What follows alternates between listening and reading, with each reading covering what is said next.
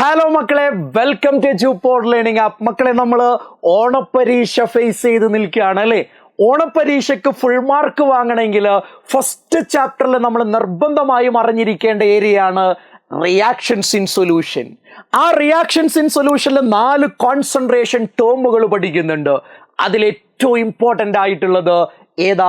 ഈ ക്വസ്റ്റ്യൻ വായിച്ചാൽ നമുക്ക് മനസ്സിലാവും. നോക്കൂ, distinguish molarity and molality of solution. പിന്നെ ഇതിലേതാ ടെമ്പറേച്ചറിനെ ഡിപ്പെൻഡ് ചെയ്യുന്നത് എന്നാ ചോദിച്ചത്.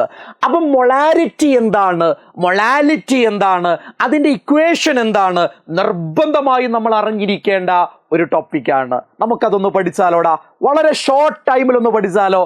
യെസ്, നോക്ക്, എന്താ മൊളാരിറ്റി എന്ന് ആദ്യം പഠിക്കാം. ആദ്യം നമ്മൾ പഠിക്കുന്നത് മൊളാരിറ്റി ആണ്. മൊളാരിറ്റി ക്യാപിറ്റൽ ലെറ്റർ എം ഉപയോഗിച്ച മക്കളെ റെപ്രസെന്റ് ചെയ്യുക. എന്താ മൊളാരിറ്റി?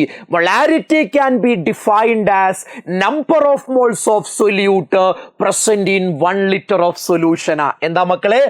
നമ്പർ ഓഫ്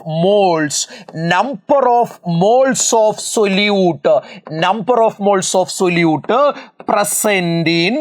പ്രസന്റ് എന്ന് പറയാം, അല്ലെങ്കിൽ ഡിസോൾവ്ഡ് എന്ന് പറയാം. Present in 1 litre of solution.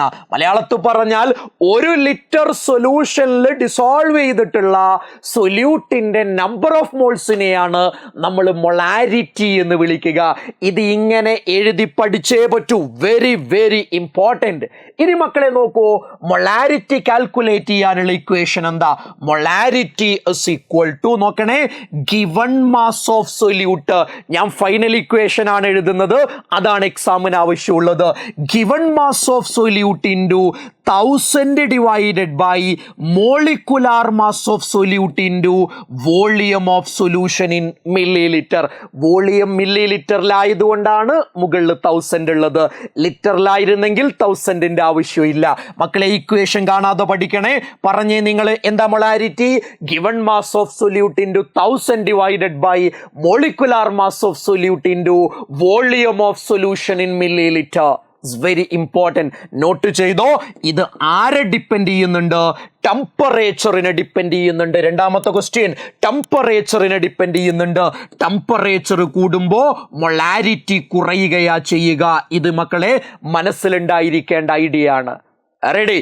എന്താ മൊളാരിറ്റി എന്ന് പഠിക്കണം, ഇക്വേഷൻ പഠിക്കണം, ടെമ്പറേച്ചറിനെ ഡിപ്പെൻഡ് ചെയ്യുന്നുണ്ട് എന്നുള്ള കാര്യം പഠിക്കണം. ഇനി രണ്ടാമത്തെ പോയിന്റിലേക്ക് വാ. എന്താ മക്കളെ മൊളാലിറ്റി? മൊളാലിറ്റി അത് സ്മോൾ ലെറ്റർ എം ഉപയോഗിച്ചാണ് നമ്മൾ റെപ്രസെന്റ് ചെയ്യുക. എന്താ molality? Number of moles of solute തന്നെ പ്രസന്റ് ഇൻ 1 ലിറ്റർ സൊല്യൂഷൻ അല്ല, 1 കിലോഗ്രാം സോൾവെന്റ്. എന്താണ്? Number of moles of solute, number of moles of solute present എന്ന് പറയാം, അല്ലെങ്കിൽ dissolved in 1 kilogram of solvent. 1 kilogram സോൾവെന്റിൽ ഡിസോൾവ് ചെയ്തിട്ടുള്ള സൊല്യൂട്ടിന്റെ നമ്പർ ഓഫ് മോൾസ് ആ മൊളാലിറ്റി. അപ്പൊ മക്കൾ ശ്രദ്ധിക്കേണ്ടത് ഡിഫറൻസ്, ഇവിടെ 1 ലിറ്റർ സൊല്യൂഷൻ ആണ്, ഇവിടെ 1 കിലോഗ്രാം സോൾവെന്റ്. ഡെഫിനിഷനിൽ ആ ഒരു വ്യത്യാസം മാത്രമേ ഉള്ളൂ. ഇനി മൊളാലിറ്റി എങ്ങനെയാ മക്കളെ കാണാൻ നോക്ക്.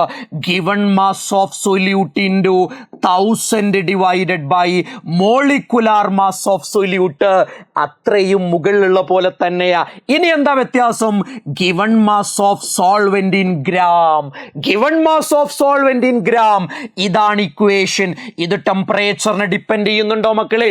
ഇത് ടെമ്പറേച്ചറിനെ ഡിപ്പെൻഡ് ചെയ്യുന്നില്ല. അപ്പൊ എന്താ മൊളാരിറ്റി എന്ന് മക്കൾ പഠിക്കണം. എന്താ മൊളാലിറ്റി എന്ന് പഠിക്കണം. ഇവിടെ 1 ലിറ്റർ സൊല്യൂഷനിൽ ഡിസോൾവ് ചെയ്ത സൊല്യൂട്ടിന്റെ നമ്പർ ഓഫ് മോൾസ് ആണെങ്കിൽ ഇത് 1 കിലോഗ്രാം സോൾവെന്റിൽ ഡിസോൾവ് ചെയ്ത സൊല്യൂട്ടിന്റെ നമ്പർ ഓഫ് മോൾസ്.